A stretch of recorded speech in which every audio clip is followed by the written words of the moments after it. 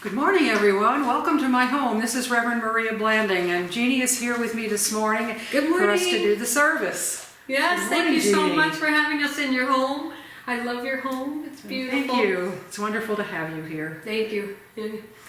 This is week 8. Week 8. 8 Sundays believe that we it? haven't been together. Oh my I know. gosh. I miss it so much. Me I miss our too. congregation and all the people and all the love that we feel every Sunday. It's so challenging these times we're living in right now. It sure is. Yeah. So how have you been handling it, Jeannie? I'm working a lot. Well, you work, so it's I'm not great. working a lot from home. Yeah, from home, but the isolation. I'm so used to making appointments and going out and doing Exactly. things, and it has been difficult, and I'm sure it is for everybody. Yeah. But on the other hand, it's given me an opportunity to really do some inside work. Yes, me To too. really get a question of where I'm going and who I am, and Yeah, really amen. taking a good look inside. So Yeah. there have been some benefits to it, but I'm ready for it to be over. Me too. Me too. So Jeannie asked me if I would do the opening prayer this morning. Yes, so thank you. everyone would just close their eyes and bring yourself closely into God this morning. Just relax and let it go. And just know with me that God truly is all there is. That God that fills and dwells everything, who's within us and without us, that we are connected with, just as God is so much a part of us. And I know this morning as we begin this wonderful service that we do it with joy and we do it with love and we do it with heartfelt care, that we have all of you there with us, and we know that, and we hold you dear in our hearts this morning as we do this. We know that during these times God is with us at every moment. We are truly connected and we truly are loved, and we can feel that we never have to be alone. So I thank you, God, from the whole heart of your wonderful love for us and our connection with you and our connection to every single one of the wonderful people in our congregation. And so it is. And so it is. Thank you. So we're going to go into a meditation, but first we thought we would do a familiar congregational song, I Am So Blessed, by Okay. Karen Drucker. Ready? Ready? You start us. I am so blessed. I am so blessed. I am so grateful for all that I have. I am so blessed. I am so blessed. I am so grateful. I am so blessed. I am so blessed. I am so blessed. I am so grateful for all that I give. I am so blessed. I am so blessed. I am so grateful. I am so blessed. I am so grateful. I am so blessed.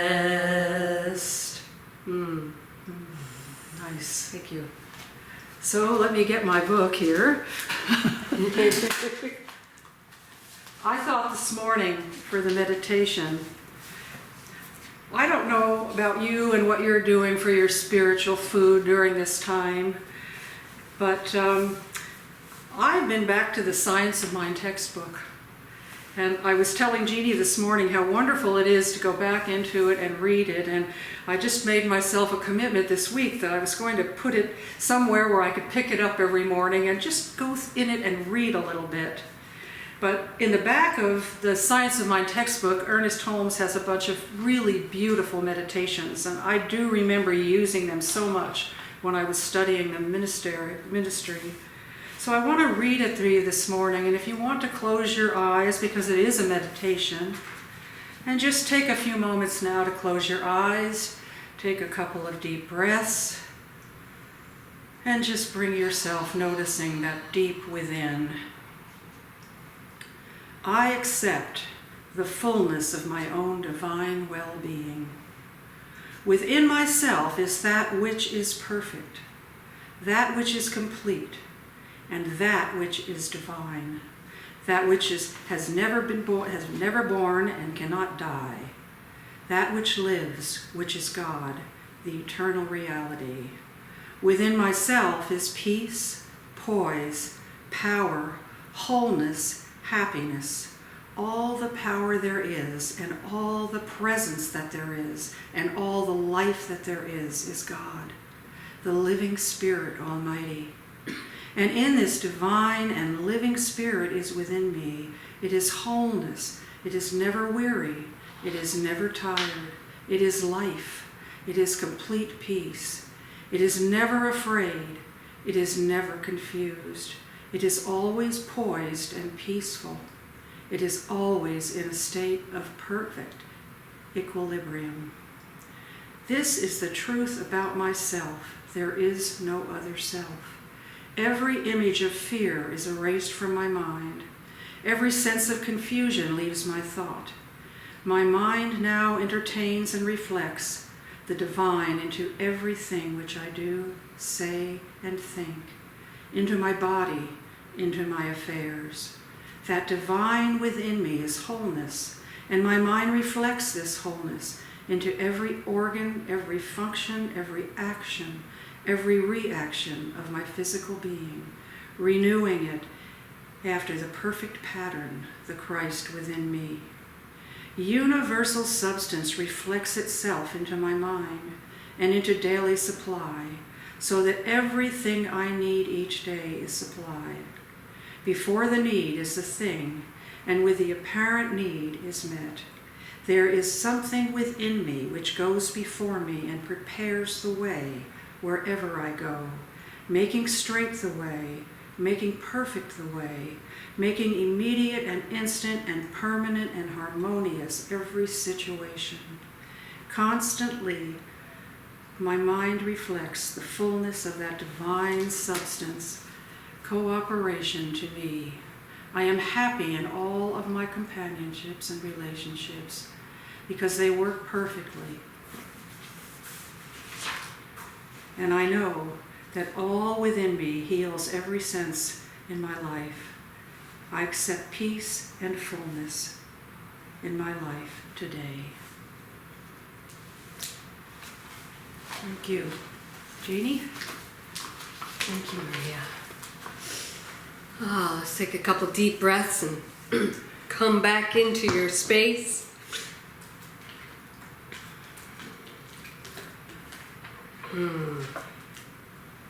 This is so nice for me to be with somebody during a service. Been awfully lonely talking to this computer or this camera. So I'm grateful. Okay, so this is the first Sunday in May, and May is about graduating usually. And so maybe you have a grandchild that is graduating, or a child, or maybe your spouse is graduating from something, whether it be kindergarten or high school or college. One of my good friends' sons graduated from high school this year, and the whole entire, it seemed like the whole high school did a parade in front of his house and made a great big deal on his 16th birthday. But it was the whole graduating class too. Actually, I'm getting them mixed up. One was a birthday party, one was a graduation, 16 and 18-year-old, and there was a huge car parade where they would pull up in front and one would say congratulations, happy birthday, and go on. It was really neat. So we offer our deepest congratulations if indeed you are graduating. We celebrate your success this month because these are big milestone accomplishments. And more than celebrating graduates this month, we will use the idea of our progress through the education system as a metaphor for our spiritual growth and unfoldment, our evolutionary process, and through the various levels of consciousness. So in keeping with the graduation theme, this month we will matriculate, great word, it is a word, no, into our own master's program in spirituality. Who knew that you could get a master's in just 5 weeks? Well, this month and this month only, you can enter into the next level of academia. So there's the SAT, there's the ACT, the LSAT, the GRE, the MCAT, the GMAT, and there's probably more that I don't have in my memory. But this morning we're going to take our own entrance exam, and it's called the LRE, and it will be an honest but gentle assessment of our lives to see where we are and to move us into the master's level thinking, being and doing. Before we take our LRE, a few words about where our master's program in spirituality came from. It comes from the 4 levels of consciousness we have talked about in the past, and some of you will remember them. When we say, why me? That's victim level. By me, which is through consciousness, I can make this happen. Through me, the Father within does the work. And as me, I am one with God. Or said in a different way, the mortal, the victim. The metaphysician realizes the power of consciousness and therefore can make it happen. The mystic, the Father within does the work, and the master, I am one with God. And Jesus is our primary example. He's not called the master teacher for nothing. He was in absolute union with the divine. There were no separation and no division. When a master sees the human conditions of lack, limitation, disharmony, pain, he or she knows it's just a place for a calling forth more of God's expression. It's just an opportunity to experience more of God. This is how Jesus turned water into wine. Feed the thousands. Heal the sick and raise the dead. When Jesus was faced with lack or limitation, he saw an opportunity to experience more of God. You may think, well, this master's level, it's only for the exalted ones in history. It's not for me. But I pose this morning, why not you? I believe that's what this evolution of consciousness that we are currently engaged in is all about. And that is what this month is all about. So to see where we are, not to instill guilt of any kind, but simply so that we know where to begin, let's take the LRE. The L. L stands for life's challenges. The first question on our exam this morning is, where are you when a life challenge hits? And maybe we're in one right now.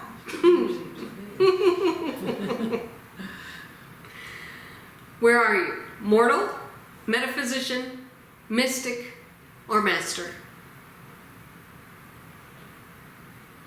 I don't know about you, but I can pop into mortal pretty quick. Why is this happening to me? I want somebody to talk to. I need to get out of here. I'm the innocent victim here. And then I can stop my feet and I can have a little hissy fit. Or I can also go, usually after my hissy fit, I can go to the metaphysician who knows the power of consciousness so that I can make something happen. And this is also a place that I go. I need to figure this out. I need to fix this. A very wise person told me once that if you're in a trying to figure it out mode, then you have left no room for God. That was an extremely powerful statement for me. Do you know that when you launch a rocket into space, 90% of the fuel is used on the liftoff? Because it takes that kind of energy to break free from the gravitational pull. And our lives have a gravitational pull. And to practice something deeper, it's so important for us to take account of what's going on in our lives. It takes energy in the form of devotion. It takes energy in the form of dedication and some discipline, right? Just like it takes a rocket 90% of fuel. We will explore this much more fully this month as it unfolds, but for now, the loving question is simple. Where is your automatic response? Where is your gravitational pull when life's challenges hit? I want to share some pretty insightful thoughts from a man in prison. His name was Leo Wright. Sometimes, he says, I can't help but to notice that even though I am changing my life for the best, and I love that he wrote for the best, not better. When I change my life for the best, obstacles never subside. When I first began studying New Thought, I thought that I would discover some type of secret that will stop all the obstacles from arriving in my life. I thought that if I just did good things, that I wouldn't have any obstacles in my life. I can relate to that. But now I understand that the teachings has taught me that I will always experience some type of obstacle, but the secret is that I can overcome all obstacles. It is a wonderful feeling to now understand that truth. Isn't that beautiful? So yes, these beautiful teachings don't promise us a challenge-free life, but they do offer us a way to overcome them. And that depends on our level of consciousness. So just notice, where do you live? Where do you come from when life challenges hit? It's so important to notice where we are, because awareness is the first step, as we know, to transformation. All right, our second question on our LRE is about relationship with God. Here's the deal. Casual spirituality will not produce any long-term results. We will not obtain our master's degree with casual spirituality. So what do I mean by casual spirituality? Well, it looks like this. We turn to God, to our spiritual practices, when we are hurting, when life challenges occur. Sometimes that's the only time we might ever come to church. And this is us in the consciousness of the mortal or metaphysician. We think, oh, I need to get this or that. And then as soon as we get it and life starts going pretty good again, well, okay, I can run it on my own. I don't need these spiritual practices. I don't need to be reminded each week of who and whose I am by going to church. I'm good. I got it. I don't need to meditate. I don't need to do anything. I got everything right now on my own. So we fail to cultivate at all times the master's level of awareness. I am one with God, or I am God. His Holiness, the Dalai Lama, says every problem is a spiritual issue, no matter what the problem looks like. Every problem is a spiritual issue. Of course, he's speaking from the place of Tibet itself, being a spiritual issue. It's not a Chinese issue. It's a spiritual issue. We are often tempted to think, I have a financial issue. I have a relationship issue. I have a health issue. When in fact, what we have are spiritual issues. And the spiritual issue is that we think we are separate from God, separate from abundance, separate from love, separate from wholeness. And we are not, and cannot ever be separate from these things, because we are these things. But when we engage in casual spirituality, turning to God just when things get rocky, then we get amnesia and we forget this truth. And so for the second question on our LRE, where are we with our relationship with God? Do we come to God only when there is a problem that needs fixing? Or do we cultivate that relationship on an ongoing, regular basis so that we can walk and talk and act and breathe from a place of oneness, regardless of the circumstance and conditions that are in front of us? Where would you assess yourself this morning? An assessment with love and tenderness, of course. And our last assessment for the morning relates to oneness. You may find it an unusual question to be asking here, but it truly is a critical question. It is critical not just to you and your spiritual development. It is critical for not only the spiritual development, but in fact for the very survival of humankind. The last question starts with the letter E in our entrance exam. It stands for Earth, stewardship. Where are we in our stewardship of Mother Earth?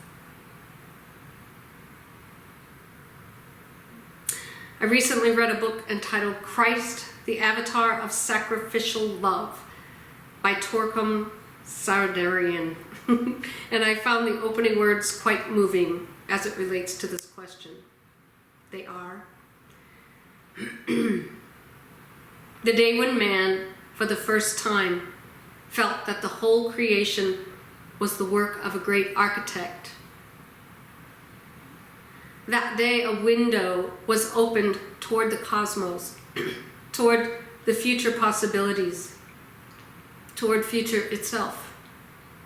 Unfolding souls as they progressed upon the path felt not only the hand of the Creator, but they also saw order and harmony in creation.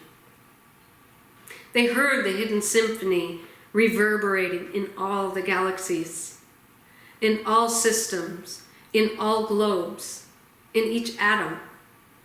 They saw a unity in all creation, a creation which was not a machine but an organism, every part of which was a living part with its special role to play in the totality of creation. These great ones respected nature as a great mother, and they saw in every living form an unfolding plan. They loved animals, birds, the lilies in the field, human beings, and they sang great songs of gratitude to the oceans and to the lakes, to the blue skies, to the rain. Knowing that all these living forms were ultimately necessary to carry on the sacred purpose of creation.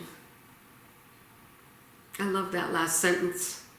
They loved the animals, birds, the lilies in the field, human beings.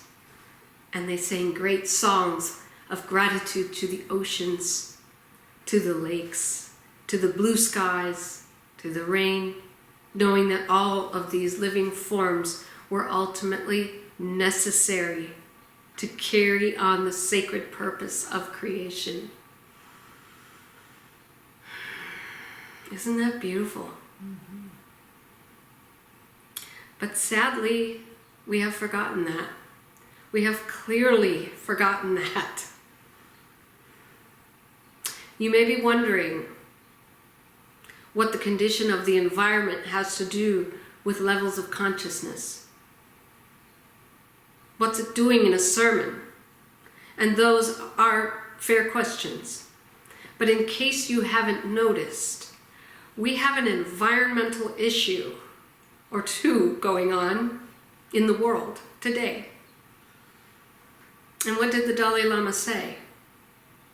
Everything is a spiritual issue. And it is interesting to note that throughout all sacred texts, we are asked to love one another and to serve, to revere life itself, knowing that all life is the life of God.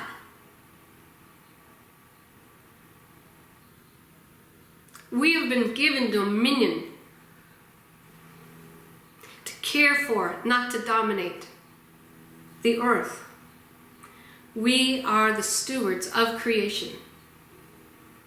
I believe to truly live from a master's level of consciousness, we must realize this. But where are we? Mortal? It's others' faults, government, big corporations?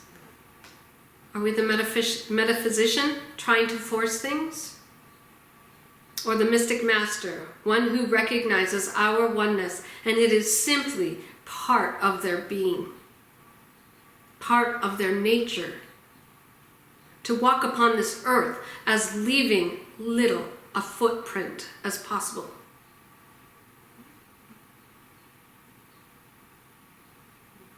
What does it mean to be green? It means loving our Mother Earth and truly appreciating all that she provides to us, that not only sustains us, but helps us to thrive in our human experience here on this amazing planet. It means trusting her to provide. It also means not taking her for granted. It means each of us doing our part as a part of the whole that this planet is. It means being every bit as much of a giver as our planet is. It means bending over to pick up a piece of trash that I see in the road or in someone's yard. It means not being wasteful with all of the wonderful resources on our earth that our earth provides. But even more than that, to me, it means being mindful in my own personal utilization of those resources. From how much paper I use and how I use it, to using public transportation to get back and forth to work, or taking advantage of M-Power if your electric company has made that available for you.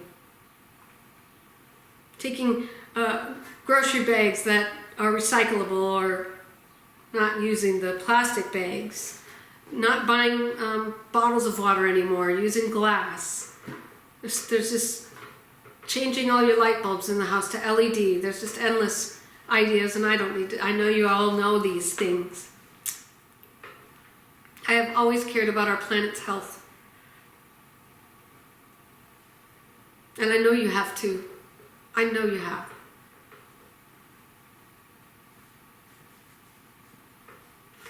Caring for our Mother Earth, after all she's done for us, it must be a mutual relationship.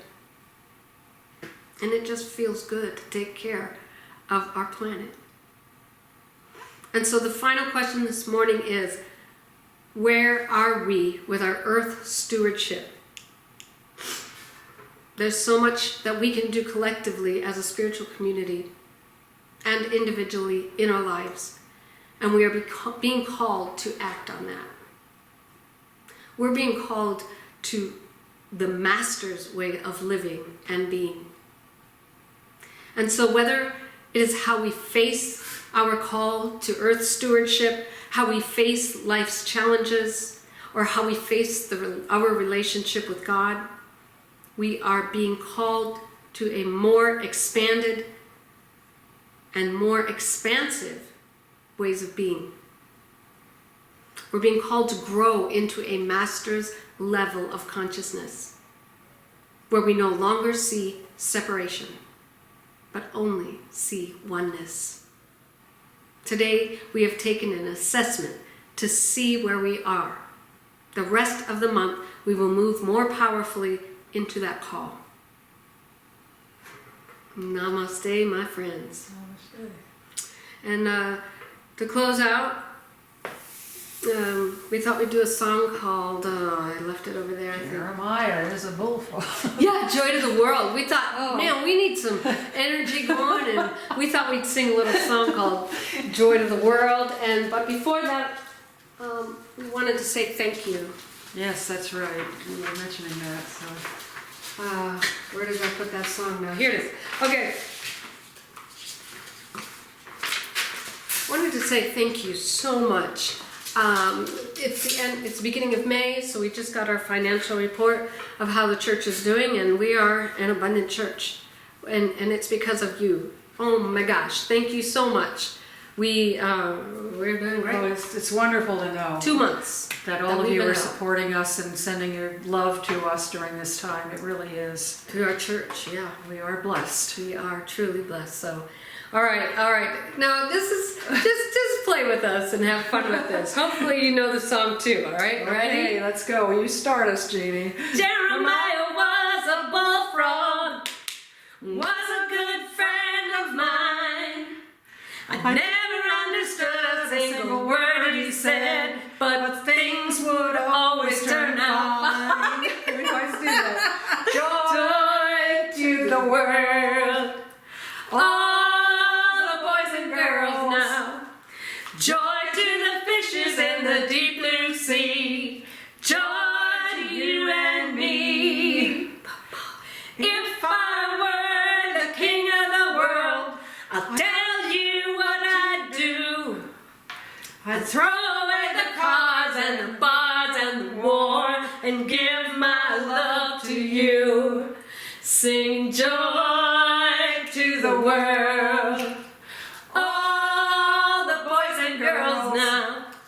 Joy to the fishes in the deep blue sea. Joy to you and me. Joy to the world. All the boys and girls. Joy to the fishes in the deep blue sea. Joy to you and me. Joy to you and me. Yeah. Yes. Have a beautiful week. We'll see you next week. And be safe and be well. And reach out, call each other. We have the roster.